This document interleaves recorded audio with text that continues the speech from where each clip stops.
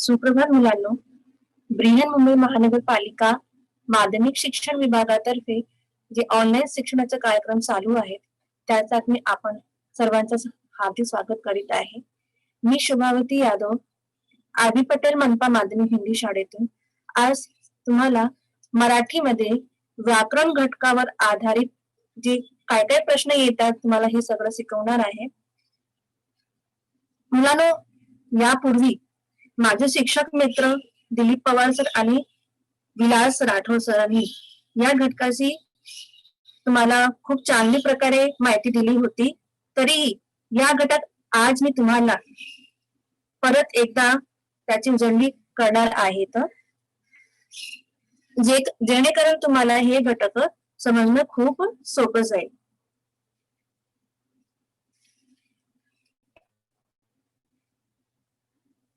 विद्यार्थी मित्रांनो, तुम्हाला प्रश्नपत्रिकेत विभाग 4 मध्ये व्याकरण घटकावर आधारित कृतीमध्ये एकूण 8 गुणांसाठी विचारले जाते. त्याच्यामध्ये पहिला आहे वाक्यांचे प्रकार, जे 2 गुणांसाठी तुम्हाला प्रश्नपत्रिकेमध्ये विचारले जाते. नंतर वाक्य रूपांतर आहे 2 गुणांसाठी, ते पण विचारले जाते. आणि शेवट आहे वाक्प्रचार 4 गुणांसाठी. तर पहिल्यांदा आपण बघूया वाक्यांचे प्रकार, जे तुम्ही अगोदर बघितलं होता. तर वाक्य म्हणजे काय, तर पहिल्यांदा आपण त्याची व्याख्या बघूया. शब्दांच्या जे अर्थपूर्ण समूहाला वाक्य असे म्हणतात. म्हणजे अनेक शब्दांचा समूह आणि त्या समूहाचा योग्य अर्थ म्हणजे वाक्य होय. उदाहरण आहे विमान प्रवास सगळ्यांना आवडतो. म्हणजे या वाक्यामध्ये खूप सारे शब्द आहेत. तर जे शब्दांचा समूह असतात त्याला आपण वाक्य म्हणतात. तर वाक्याच्या अर्थावरून मुलांनो 4 प्रकार आहेत, ते बघूया काय काय आहे. पहिलं आहे विधानार्थी वाक्य. तर विधानार्थी वाक्यामध्ये होकारार्थी वाक्य आणि नकारार्थी वाक्य हे 2 उपप्रकार आहेत. नंतर आहे दुसरं प्रश्नार्थी वाक्य, तिसरं आहे आज्ञार्थी वाक्य आणि चौथा आहे उद्गारार्थी वाक्य. पहिलं आपण बघूया विधानार्थी वाक्य. तर विधानार्थी वाक्याला आपण साधी वाक्य पण म्हणतात. तर विधानार्थी वाक्य काय आहे, तर विधानार्थी वाक्यात केवळ विधाने स्टेटमेंट केलेले असतात, म्हणून अशा वाक्यांना विधानार्थी वाक्य म्हणतात. त्याचे उदाहरणे बघूया. समीर दररोज शाळेत जातो. मी नियमित व्यायाम करतो. आज रोहनचा अभ्यास झाला नाही. मुलांना ही तिघी जे वाक्य आहेत ती एक साधी वाक्य आहेत. त्याच्यामध्ये काही प्रश्न नाही आहेत, उद्गार पण नाही व्यक्त केलेला आहे. ते एक सिंपल म्हणजे एक साधी वाक्य आहेत. तर विधानार्थी वाक्यामध्ये जे 2 उपप्रकार आहेत ते पण आपण बघूया. होकारार्थीचे नकारार्थी किंवा नकारार्थीचे होकारार्थी करताना शक्यतो वाक्याचा अर्थ बदलू नये.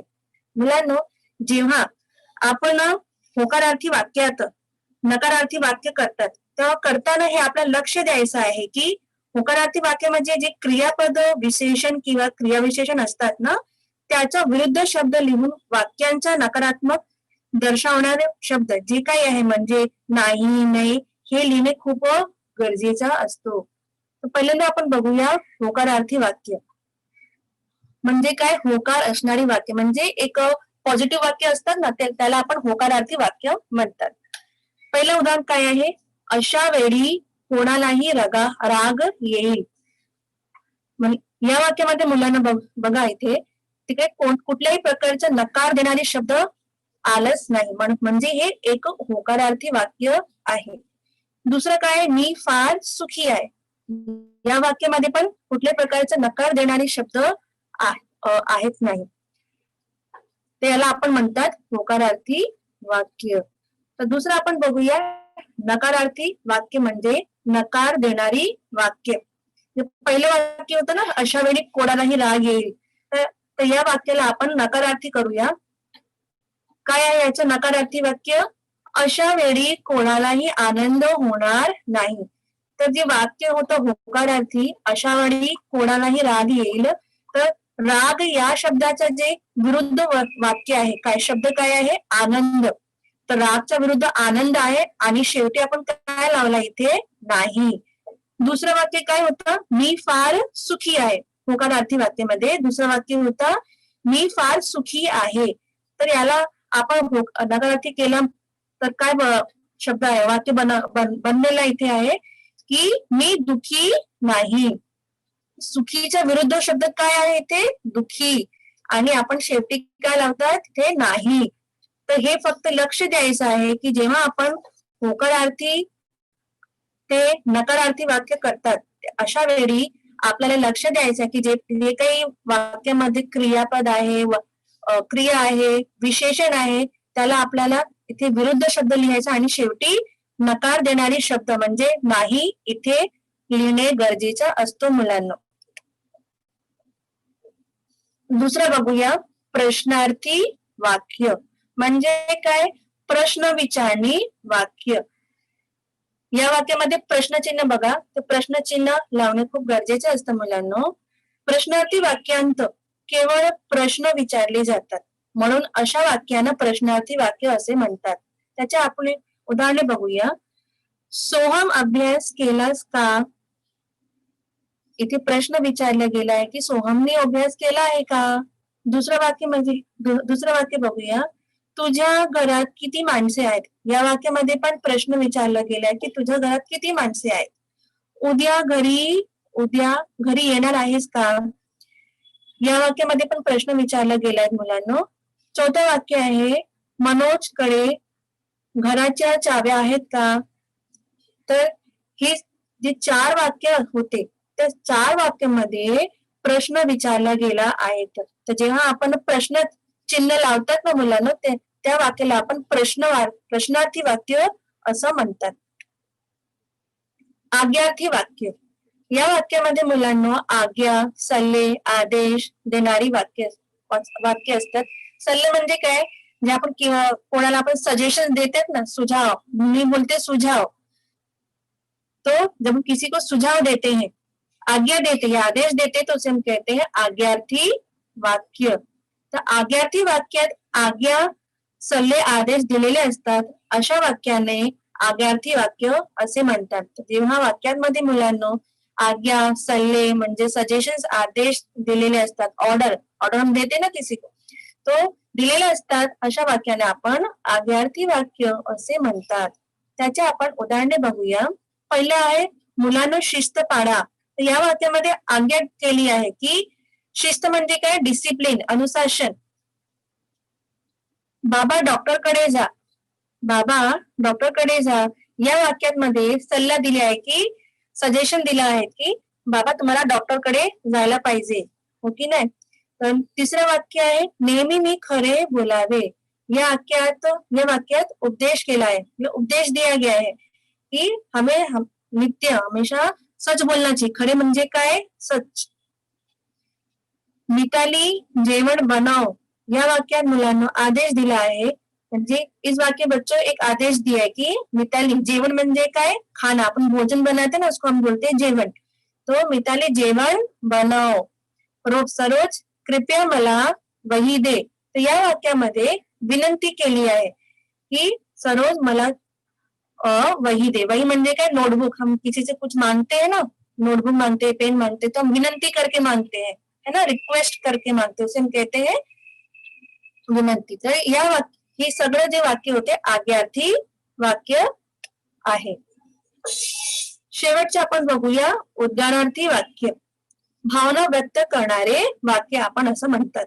तर उद्गारार्थी वाक्यात मनातील जी भावना असतात ना किंवा तीव्र इच्छा जे उद्गारातून व्यक्त होतात, म्हणून अशा वाक्यांना उद्गारार्थी वाक्य असे म्हणतात.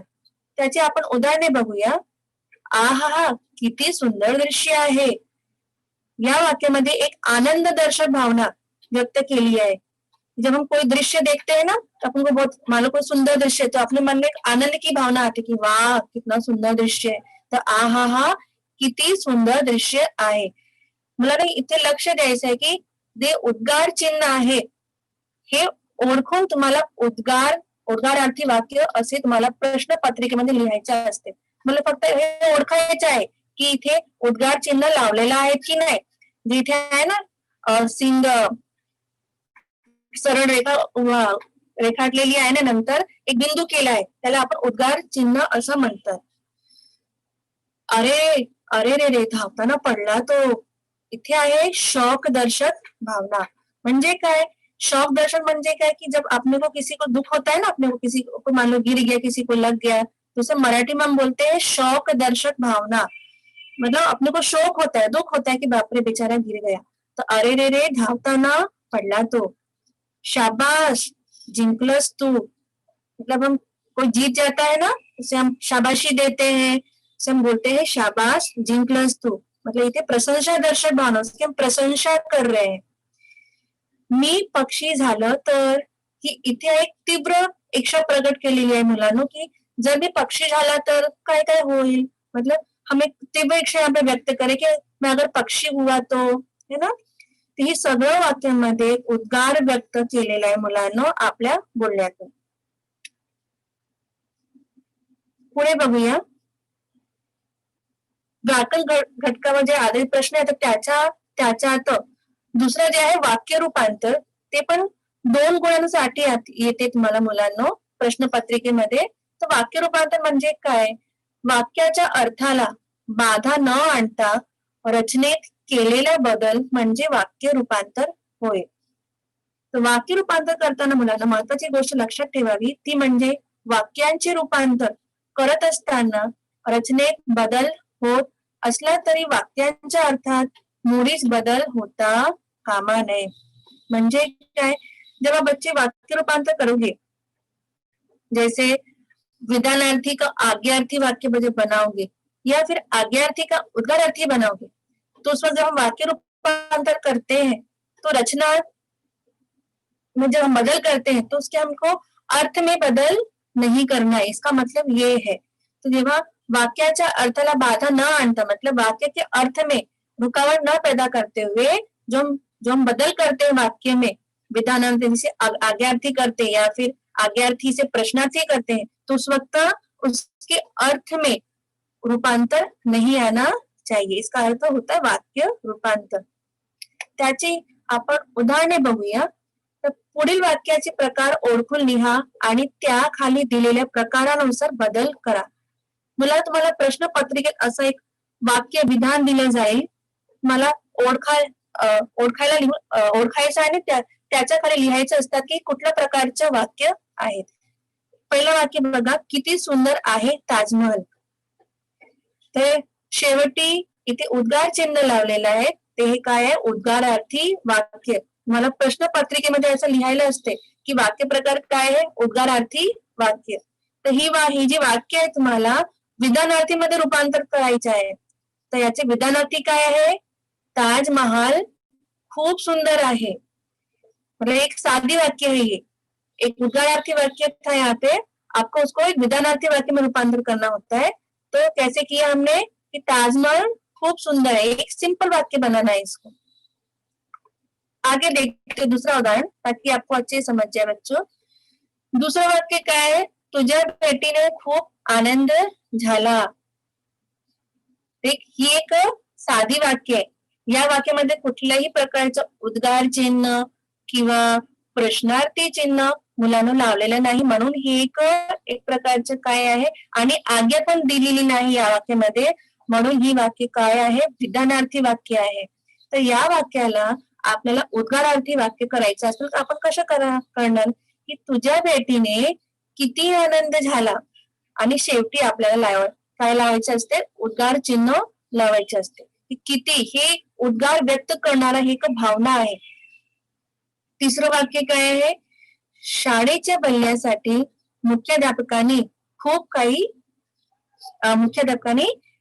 केले. मतलब कि जो स्कूल की भलाई के लिए मुख्याध्यापक ने बहुत कुछ किया. तो एक प्रकार का क्या है? विधानार्थी वाक्य बच्चों. तो इस वाक्य को जो है आपको किसमें बदलना है? प्रश्नार्थी वाक्य में करेंगे. तो कैसे करेंगे? शाळेच्या भल्यासाठी मुख्याध्यापकाने काय केले? यहाँ पे प्रश्न विचारा गया आपको कि मुख्याध्यापक ने क्या किया. तो उसका उत्तर आपको मिल जाता है कि साढ़े क्या बल्ले के लिए मुख्याध्यापक ने बहुत कुछ किया। तो जब एक विधान दिया है, आपको प्रश्नार्थी वाक्य करना है, तो आपको ये ध्यान देना है बच्चों की लास्ट में एकदम शेवटीमध्ये तुम्हाला एक प्रश्नार्थी चिन्ह लावायला खूप महत्वाचे असते, खूप गरजेचं असते मुलांना। पुढे बघूया 4थं वाक्य, रोज व्यायाम करावा। हे एक विधानार्थी वाक्य, एक सिंपल स्टेटमेंट दिलेलं आहे। त्या हा वाक्याला आपल्याला काय करायचं आहे, कुठल्या वाक्यामध्ये रूपांतर करायचं आहे, आज्ञार्थी वाक्यामध्ये। त्याचं आज्ञार्थी वाक्य काय होणार, रोज व्यायाम कर। तर इथे एक सल्ला दिली आहे कि रोज व्यायाम करना चाहिए, उपदेश दिया गया है कि आपको रोज व्यायाम करना चाहिए। 5वं वाक्य काय मुलांनो, पांढरा रंग कोणाला आवडत नाही। इथे एक प्रश्न केलं गेलाय की पांढरा रंग कोणाला आवडत नाही, एक प्रश्नार्थी वाक्य आहे। या वाक्याला आपल्याला विधानार्थी वाक्यामध्ये रूपांतरित करायचे असेल तर कशा पद्धतीने आपण करणार, पांढरा रंग सर्वांना आवडतो, या वाक्यामध्ये उत्तर दिलं आहे असं। वरती प्रश्न विचारला गेलाय की पांढरा रंग कोणाला आवडत नाही, तर त्याचं उत्तर काय आहे, विधानार्थी वाक्य काय असणार, पांढरा रंग सर्वांना आवडतो। मुलांना हे प्रश्नपत्रिकेमध्ये तुम्हाला 2 गुणांसाठी येतात की वाक्याचे प्रकार काय, वाक्य काय आणि त्या वाक्याला तुम्हाला विधानार्थी किंवा आज्ञार्थी किंवा उद्गारार्थी वाक्यामध्ये, प्रश्नार्थी वाक्यामध्ये रूपांतरित करायला देतात। पुढे बघूया, जे तिसरा घटक आहे वाक्य व्याकरण घटक मध्ये तिसरा प्रश्न काय येतात, वाक्प्रचार। हा 4 गुणांसाठी मुलांना येते। तर पहिल्यांदा आपण त्याची व्याख्या बघूया की वाक्प्रचार म्हणजे काय। वाक्प्रचार म्हणजे काही शब्दसमूहांचा मराठी भाषेत वापर करताना त्यांचा नेहमीचा अर्थ न राहता त्यांना दुसरा अर्थ प्राप्त होतो, त्यांना वाक्प्रचार म्हणतात। म्हणजे काय, जब हम जो एक शब्द समूह होता है मराठी में, जब उसका वापर करते हैं तो उसका रोज के हमारी जो बोली की भाषा होती वह न रहते हुए बच्चों एक दूसरा अर्थ हमें प्राप्त होता है, उसे वाक्य प्रचार कहते हैं। आपको हिंदी पता, आप लोग हिंदी में जो मुहा लिखते हैं ना, वाक्य में प्रयोग करो, वैसे होता है वाक्य प्रचार। तो इसके हम उदाहरण देख लेते हैं। अर्थात हे वाक्प्रचार म्हणजे वाक्यांश असतो, जो वाक्य होता है उसका वाक्यांश होता है, छोटा सा भाग होता है वाक्य का, ते पूर्ण वाक्य नसते, वह एक पूर्ण वाक्य नहीं होते, एक वाक्य का छोटा सा भाग होता है। पहिले आपण त्याचे उदाहरण बघूया। बाहेर कामाशिवाय जायचे नाही अशी वडिलांनी मला सख्त ताकीद दिली। मतलब बाहर जो है बिना किसी काम के जाना नहीं चाहिए, ऐसी जो है सख्त ताकीद, मतलब एक इंस्ट्रक्शन दी जाती है ना, कड़क इंस्ट्रक्शन दिया जाता है, सूचना दी जाती है, तो उसे हम कहते हैं सख्त ताकीद दिली। तो ये जो सख्त ताकीद दिली एक वाक्प्रचार है। ये दुसरं काय आहे, डॉक्टर होमी भाभा यांनी भारतातील अणुसंशोधनाचा पाया घातला। तो डॉक्टर होमी भाभा थे, उन्होंने भारत में अणुसंशोधन का जो है पाया घातला, मतलब कि उसका बेस निर्माण किया, उसकी नींव रखी थी वहां पे, पाया घातला। इथे काय आहे, एक वाक्प्रचार आहे। मुलांना प्रश्नपत्रिकेत तुम्हाला असा प्रश्न विचारले जातील कि खालील वाक्प्रचारांचा अर्थ सांगून वाक्यात उपयोग करा। आपको ऐसा प्रश्न दिया रहेगा, एक वाक्प्रचार मतलब एक दिया रहेगा ऐसा शब्द, और उसका अर्थ लिखना होगा और उसका अर्थ समझ के उसका वाक्य में प्रयोग, मतलब वाक्य का प्रचार करना होता है उसमें। तर अर्थासाठी तुम्हाला इथे 1 गुण मिळतात आणि जर तुम्ही वाक्यात उपयोग केला त्यासाठी तुम्हाला 1 गुण, म्हणजे दोघी मिळून तुम्हाला 2 गुण इथे मिळतात। ते गौरव वाटणे, अर्थ आहे अभिमान वाटणे। जर तुम्ही फक्त इथे अर्थ लिहिला तर तुम्हाला इथे 1 गुण मिळणार, आणि या वाक्प्रचारांचा जर तुम्ही वाक्यात रूपांतर प्रयोग केला तर तुम्हाला इथे 1 गुण आणखी भेटणार। तर वाक्य काय इथे आहे, सुनीताबाई यांनी मला शाल द्यावी हा मला मोठा गौरव वाटला। इथे जे गौरव वाटणे होतं हे आपलं तुम्ही बघा इथे हे आपल्या वाक्यात आहेत गौरव वाटला। तुम्हाला हे लक्ष द्यायचं मुलांनो कि जब आपको बच्चों वाक्य में प्रयोग करो जब उसका वाक्य बनाओगे तो उसका जो अर्थ है वो वाक्य में नहीं आना चाहिए, समझ रहे? तो जो वाक्य प्रचार का शब्द दिया है वह जो है आपके वाक्य में दिखना चाहिए। तो आप यहाँ पे देख रहे होगे कि अर्थ जो लिखा है अभिमान बांटने यहाँ पे वाक्य में नहीं दिख रहा है, लेकिन जो गौरव बांटने हैं जो वाक्य प्रचार का प्रश्न दिया हुआ है वह आपके वाक्य में दिखना चाहिए। अगर आप अर्थ लिखोगे तो इसमें मार्क्स कट जाएगा आपका। तो इथे महत्वपूर्ण गोष्ट आहे की तुम्हाला इथे मुलांना इथे वाक्यात अर्थ अर्थ नाही लिहायचा, तिकडे तुम्ही वाक्प्रचाराचे शब्द दिलेला आहे तुम्हाला प्रश्नात ते लिहायचं असते। पुढे बघूया दुसरं उदाहरण उसंत न लाभणे। याचा अर्थ काय है? वेळ न मिलने। हम बोलते हैं समय नहीं मिला उसे हम कहते हैं वेळ न मिलणे, उसंत न लाभणे। तर काही कामामुळे याचं वाक्य बघा काही कामामुळे मार्केटला जायला उसंत मिळाली नाही। तो मतलब किसी काम से जो मुझे मार्केट में जाने के लिए वेळ नाही मिला, उसंत मिळाली नाही। इथे पण तुम्ही बघा अर्थ इथे नाही फक्त वाक्प्रचार दिलेले आहेत वाक्य प्रश्न उसंत न लाभणे अर्थ काय आहे? तयार मी निघण्याच्या बेतात त्या मतलब काय म्हणजे काय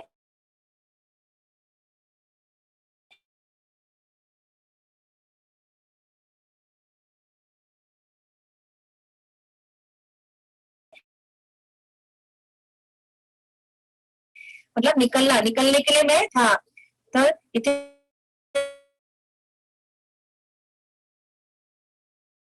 लक्ष द्यायचं मुलांना की आपलं लिखून ओके तो उस वक्त अर्थ जो अर्थ उसका लिखा रहता वह असणे जे काय असतं उसं न लावणे। पुढे बघूया अर्थ काय याचं मनाशी पक्के ठरवणे।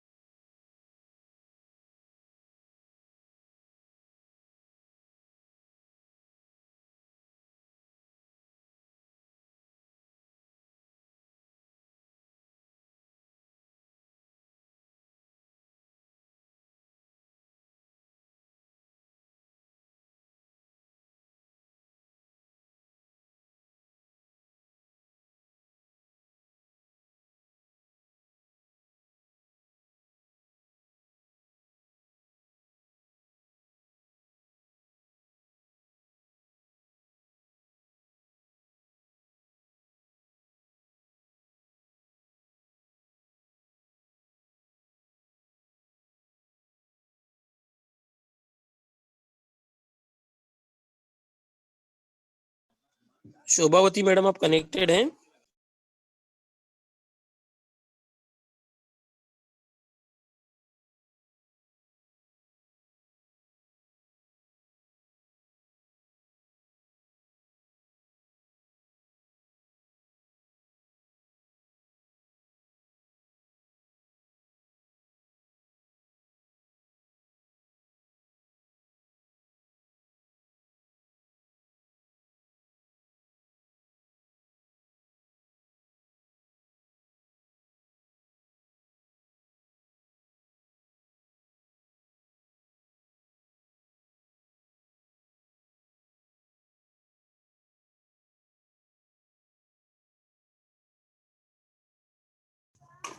बच्चों मैडम का नेटवर्क चला गया, अभी वापस कनेक्ट हो रहे हैं। अभी मैडम वापस कनेक्ट हो रहे हैं, 2 मिनट।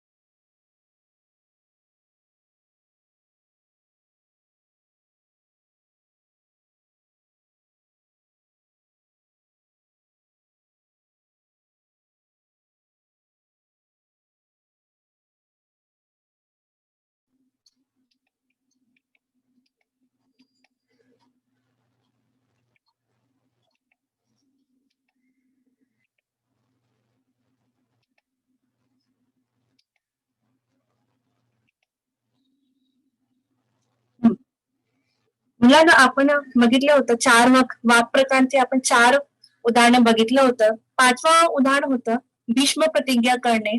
म्हणजे काय मनाशी पक्के ठरवणे.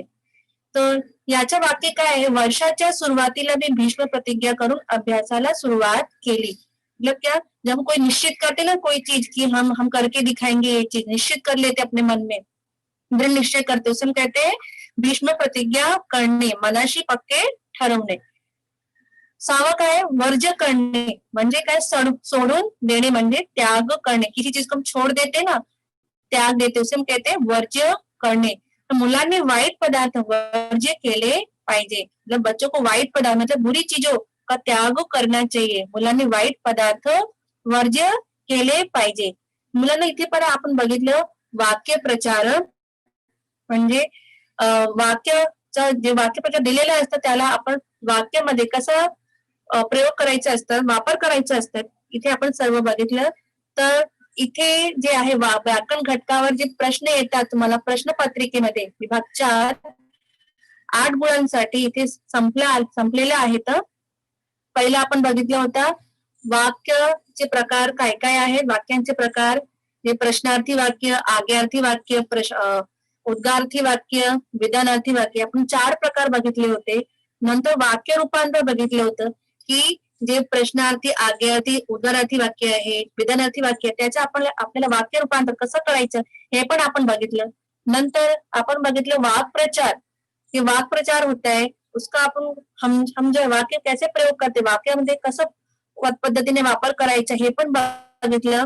ते आपण सर्वही बघितलं तुम्हाला हे प्रश्नपत्रिकेमध्ये मुलांनो 8 गुणांसाठी येते सर्व विभाग 4 म्हणजे अ भाग मध्ये. पुढे आपण बघितणार की जे वाक्यप्रचार आहे मला प्रश्नपत्रिकेमध्ये कशा पद्धतीने विचारले जाते की खाली वाक्यांत कंसातील वाक्यप्रचारांचा उपयोग करून वाक्य पुनः लिहा. मतलब जो वाक्यप्रचार का जो प्रश्न होता है ना बच्चों आपको इस प्रकार से इस फॉर्मेट में दिया होगा एग्जाम में. एक ब्रैकेट में आपको ऐसे वाक्यप्रचार दिए रहेंगे और नीचे 3 या 4 या 2 जो है वाक्यप्रचार दिया रहेगा 2-2 नंबर का. उसको आपको सॉल्व करना होगा. जो वाक्य दिया है ब्रैकेट में उसको आपको जो नीचे वाक्य दिया उसमें लिखकर उसका वाक्प्रचार करना होता है. तो पहिला आहे मोठे झाल्यावर रुग्णांची सेवा करण्यासाठी मी नर्स होण्याचे मनाशी निश्चित केले. दुसरा आहे दारात अचानक मामा मामींनी सर्वांना खूप आनंद झाला बघून सर्वांना खूप आनंद झाला. तिसरा आहे आंतरराष्ट्रीय स्पर्धामध्ये कौस्तुभने बुद्धिबळ खेळात शाळेचे नाव उंचावले. चौथा आहे मानसीने म्हटलेल्या गाण्यांचे सर्वांनी केलेल्या कौतुक ऐकून मला क्षणभर तिला मत्सर वाटलं. ही जी 4 वाक्य दिलेले आहेत 4 वाक्यामध्ये जे ब्रैकेट मध्ये कंसातील म्हणजे काय कंसातील म्हणजे होता है ब्रैकेट जो कोष्ठक में जो वाक्प्रचार दिया गया है उसको आपको इन वाक्यों में लिख के वापस से वाक्य लिखना होता है. तो इसका उत्तर देखिए कैसे होगा. पहिलं वाक्य होता त्याचे उत्तर आहे मोठे झाल्यावर रुग्णांची सेवा करण्यासाठी मी नर्स होण्याची मनात खूंट गाठ बांधली. म्हणजे काय निश्चित करने मतलब मैं रुग्णांची मतलब कि बीमार लोगों की सेवा करने के लिए मैंने नर्स होने की खूट बांधली मतलब निश्चित किया कि मैं नर्स बनूंगी. दुसरा वाक्य काय होता अचानक दारात मामा मामींनी बघून सर्वांचा आनंद मतलब जो है मामा मामी को देखकर सभी को बहुत ही आनंद हुआ. आनंद गगनात न मावणे तर बहुत ही आनंद हुआ. तिसरं जे होता त्या आपण कसं बंद करणार आंतरराष्ट्रीय स्पर्धांमध्ये कौस्तुभने बुद्धिबळ खेळात शाळेचे नाव उज्जवल केले. यहाँ पे अर्थ यहाँ पे नहीं लिखना है. देखा आपने यहाँ पे अर्थ नहीं लिखा हुआ है. जो वाक्प्रचार लिखा है नाव उज्जवल करणे ते नाव उज्जवल केले असं तुम्हाला वाक्यामध्ये लिहायचे असते मुलांना. चौथा हेवा वाटणे म्हणजे मस्त वाटणे. हम बोलते ना जलन होती ना किसी चीज से अपने को उससे हम कहते हेवा वाटणे. तर मानसीने म्हटलेल्या गाण्याचे सर्वांनी केलेले कौतुक मला क्षणभर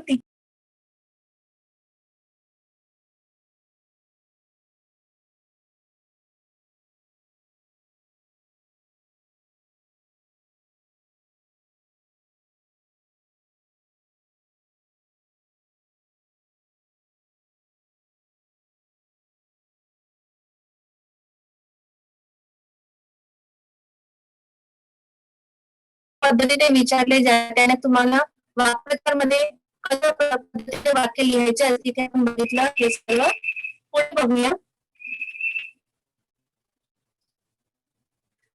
तुम्ही स्वाध्याय इथे देणार आहे की प्रत्येक वाक्याचे प्रचार तुम्हाला मी शिकवले होते अगदी एक त्याची उदाहरणे मला घरी बसून लिहायचं आहे मुलांना. ही आहे वाक्यांचे प्रकार जे आपण अगोदर पहिल्यांदा बघितले होतं त्याचे उदाहरणे आहेत.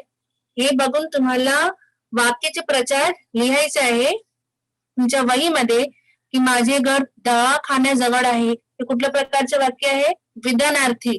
या वाक्यामध्ये कुठल्याही प्रकारचे प्रश्न किंवा उद्गार व्यक्त केलेला नाहीत. दुसरं वाक्य आहे अरे रे फार वाईट झाले.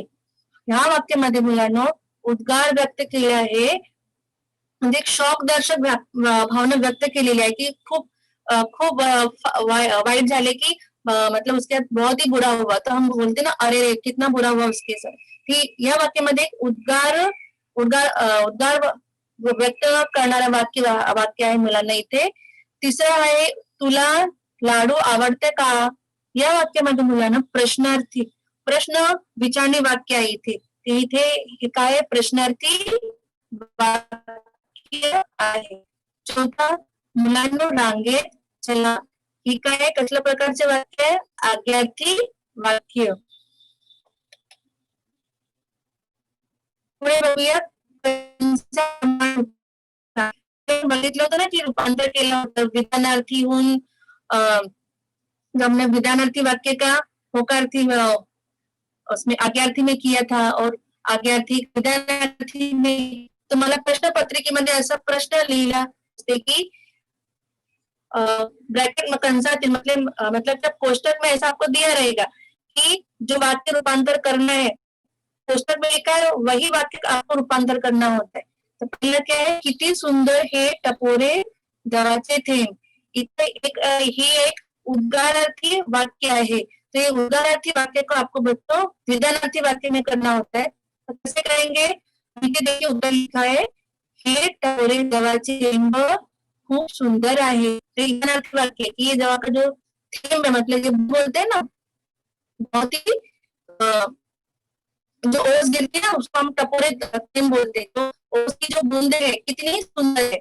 इसको हमने विधानार्थी वाक्य बनाया कि हे टपोरे गव्हाचे थेंब